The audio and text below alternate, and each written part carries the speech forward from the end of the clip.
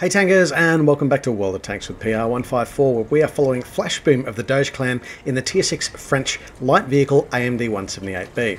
Now, unless you've been able to get your hands on the AM39 at Gendron Samoa, this is the lowest tier wheeled vehicle in World of Tanks that you're going to be able to get your hands on.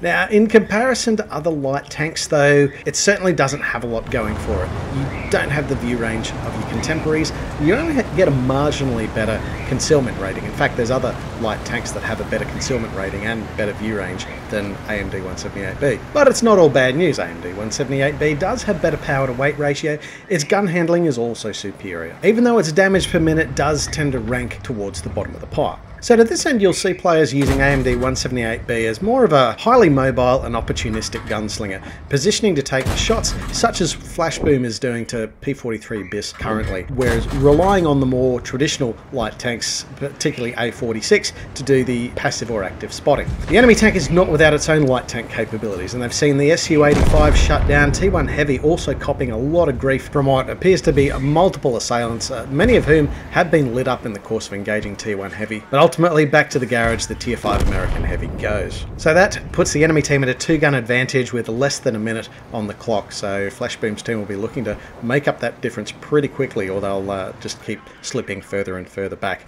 Flashboom is leading the charge on the top of the hill here. He's overextended past the windmill, cresting that ridge to get the spots, and that's picked up a couple of enemy tanks. We don't see that return to Flashboom just yet with a lot of spotting damage, although as I say that, the artillery has started to fall. Now the heavy and medium contingent is still a grid square or two behind Flashboom, so he will have to continue to keep up the stalling tactics to just slow the enemy's advance from crawling up the top of that hill, and that will hopefully give the team more optimal firing positions. Now Flashboom has been spotted as he works this ridge. I guess that's again testament to the relative characteristics of this vehicle compared to other light tanks. Remember, he's only got a base view range of 300 meters, where all the other light tanks at tier are pulling about 350 to 360 at an absolute minimum. But that view range concealment combination is still keeping him out of trouble from this KV-1.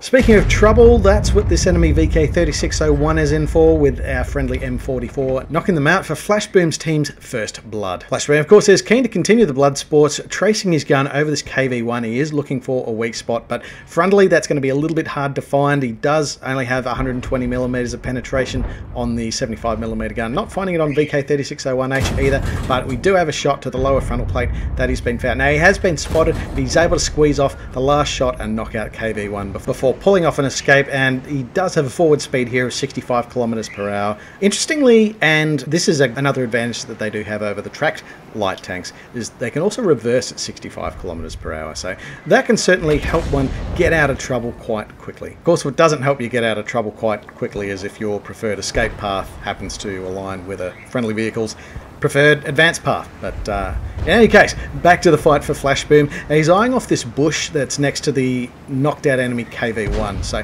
hopefully from there we'll be able to position and get some spots, hopefully get some shots, all while utilising the 12 degrees of gun depression available to this tank. Now, while the bush is quite effective at blocking enemy sightlines, it's less effective if you're firing.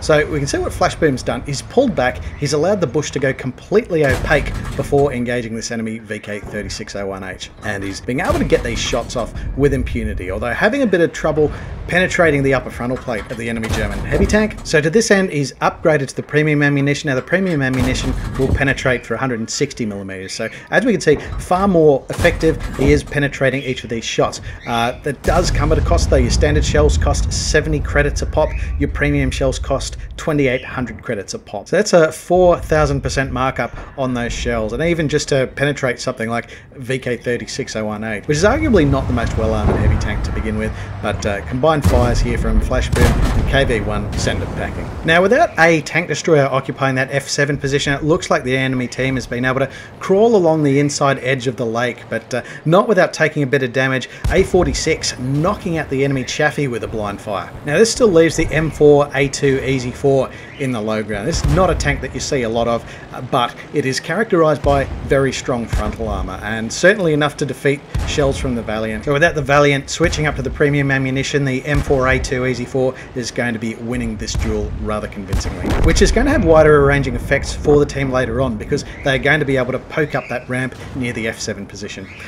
Flashboom still continuing to do what he does on the hill. He's utilising that bush to keep the spots up on the enemy heavy tanks that are working the bottom of the hill, really making it quite an untenable position for them at this point in time, in no small part thanks to friendly artillery.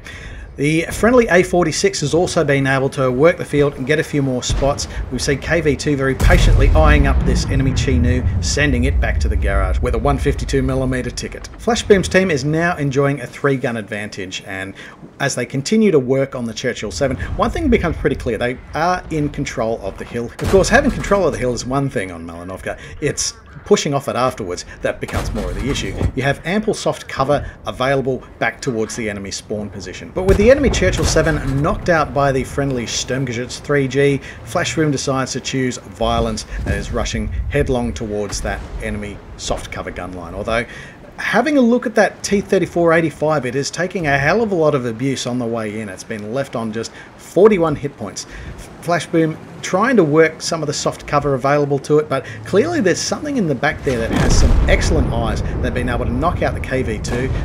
Yes, Skoda T25. So Flashboom also drawing a bead on Skoda T25, firing, but manages to avoid being spotted by the Skoda T25. So at least we've got that going for us. Off screen, however, there appears to have been a death in the family, with A46 being knocked out. That leaves no eyes and no protection for the self-propelled guns that are in the south. Flashboom has to assume that the A20 is able to play to its role in the area, but unfortunately it's not able to pick up the spot on the super chaffee as it knocks out T-3485, and as it looks around in a bit of dazed confusion where'd that shot come from, it's also fallen foul of Skoda T25. So things looking a little bit dangerous for some of the mediums and the heavies that are operating around the lee side of the hill. Things looking a little bit troubling in the south, with Sturmgeschütz 3G managing to get some hits into M4A4 Easy 2, but falling foul from enemies unseen. Chi-Nu has the hit point advantage over M4A4 Easy 2, so it's going to charge in.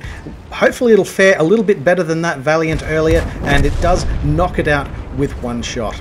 But as it does so, finds the enemy P43 BIS, and so does Flashboom. It gets a shot off as well, but it's Chi-Nu that ends up taking the kill. But it is a short-lived victory parade for Chi-Nu, unfortunately, as enemies unseen send it packing as well. So a bit of a moment of indecision here for Flashboom. He's headed south to try to support the self-propelled guns, and halfway into that push, the A20 has died on the north flank. So he's really going to have to make a tough choice here. Does he try to support the heavy tanks, or does he try to support the self-propelled guns? In this case, he's heading back to support the heavy tanks, maybe regretting that decision. The enemy VK2801 has appeared. It looks like it's knocked out the M44, but the Cheeto in Overwatch has been able to knock out the VK2801. So I guess that flank is somewhat secure for the moment. There are still 4 enemies that have not been spotted at any stage through the game. So we're not quite sure, are they playing from the magical mystical forest, or are they playing from the low ground and trying to tighten the noose, trying to make gains on the capture point. Either way, Flashboom can't keep playing the same spot.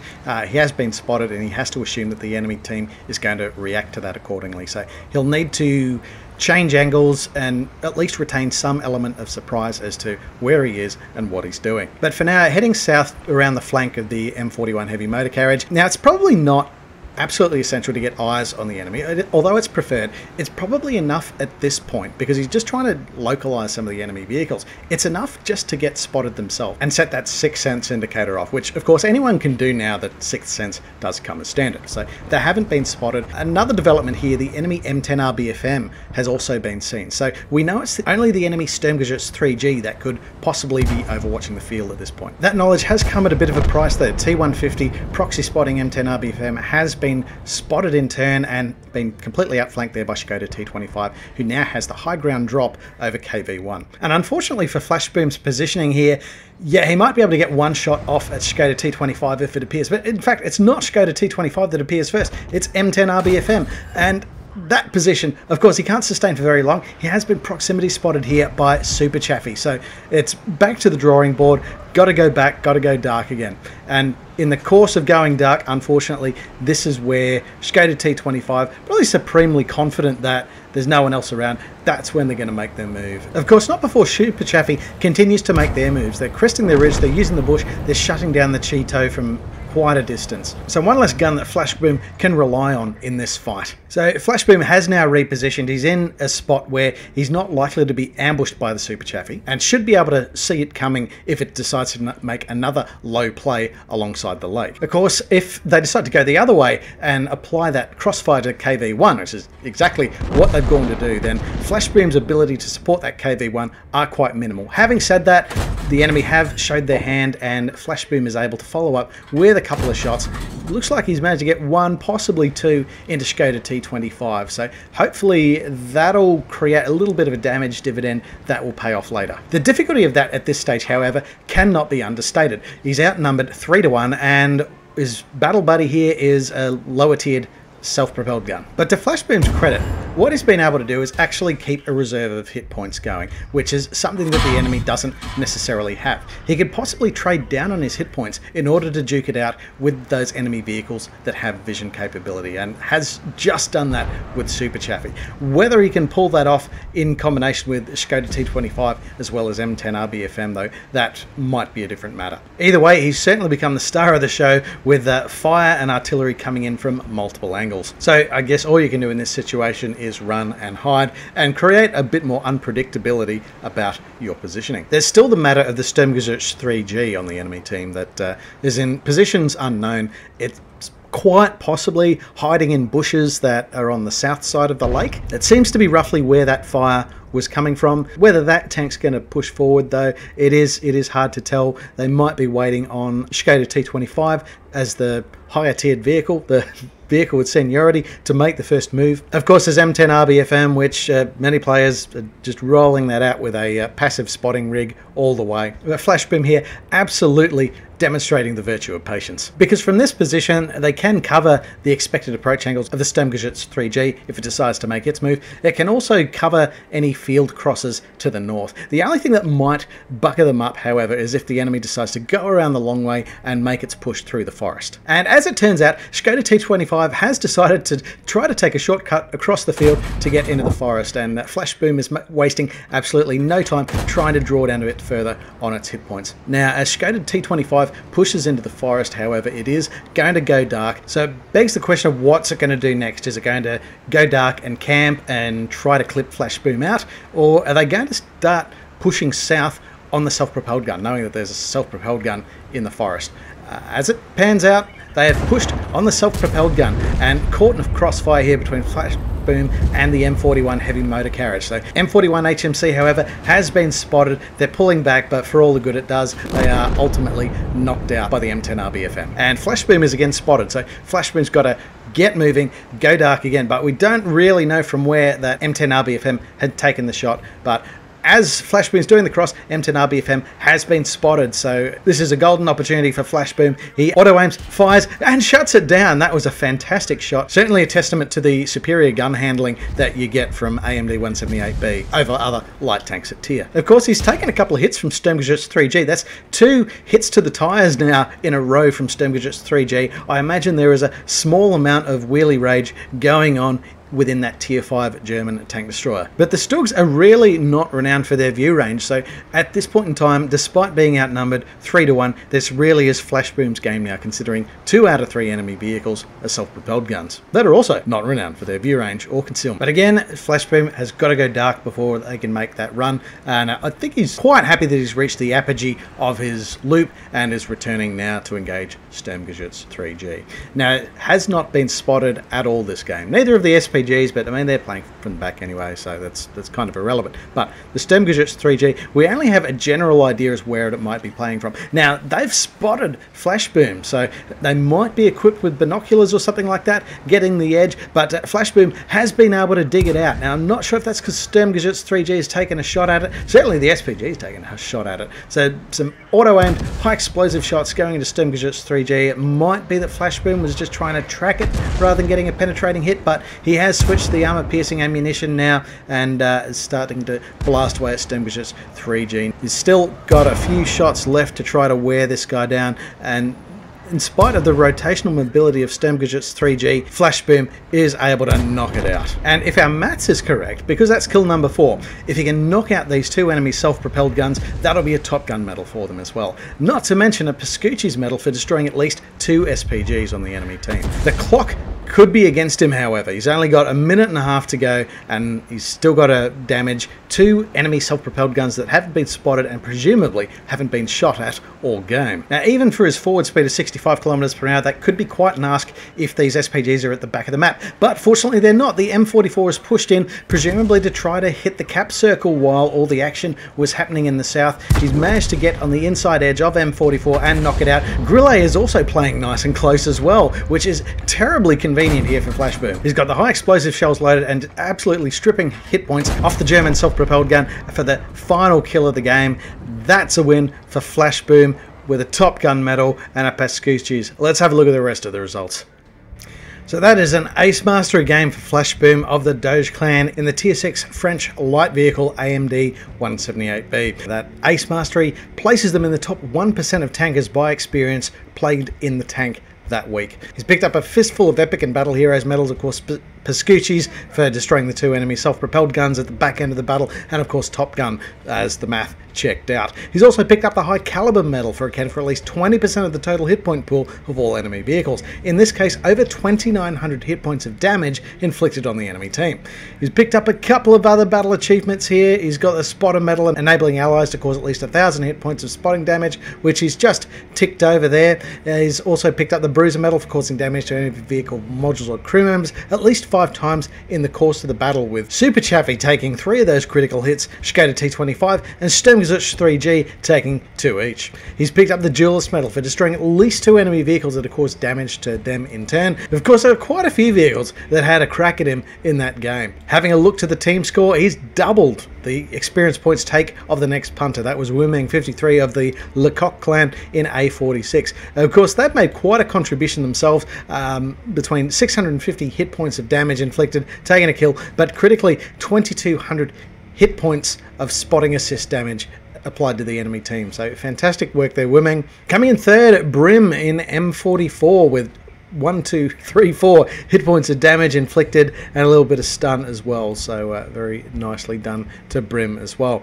Having a look to the enemy team, this top scorer there was Cyril 060 in the Super Chaffee with over 1,900 hit points of damage inflicted. Also a fantastic spotting damage score, 2,250 hit points pulled in from assist. Special mention also to Rations in the M4A2E4 Sherman. A very, very rare tank. It has not come on sale very often at all. For a while there, the only way you could have obtained this vehicle was to have played 1,000 battles during beta testing. Now, it hasn't been on sale in about 5 years, so that gives you an indication just how rare this vehicle is. Hats off to DB20 of the Chaos Mob in Skoda T25 as well. 4 kills, nearly 1,800 hit points of damage inflicted on the team. When you get a battle that runs this tight, you do tend to get a lot of honourable mentions because everyone is really playing to the best of their ability to achieve the tightness of this result, and it's only just such minor things that turn the battle one way or the other. Over to the detailed report. This was a loss maker for Flashboom, mostly in the consumables, as it turns out. Of course, there was a bit of premium ammunition expended throughout the course of the battle, but it was that whopping consumables bill that really pushed him over, particularly the food, and I'm inclined to think that there was also a crew directive involved there as well that would have set him back 20,000 credits. But at the end of the day, he's achieved the ace, and it's just a minor dip in the credits for tremendous bragging rights for this battle outcome in Panhard AMD 178B. So thanks very much, Flashboom, for sending this one in. And if you've got a replay that you'd like to see featured on World of Tanks with PR154, we're featuring them live on Twitch. Swing by our Discord at the link provided below, drop that on the submission platform. Do check out our submission guidelines channel just to make sure that what you're sending in is what we're looking for, and hopefully we'll be able to not only get your game featured on our Twitch channel, but also get you in for a live interview to talk through what was going through your mind and down your barrel, and really understand a lot more about the fight and about the tank that you've done so well in. In the meantime, happy tanking and take care out there.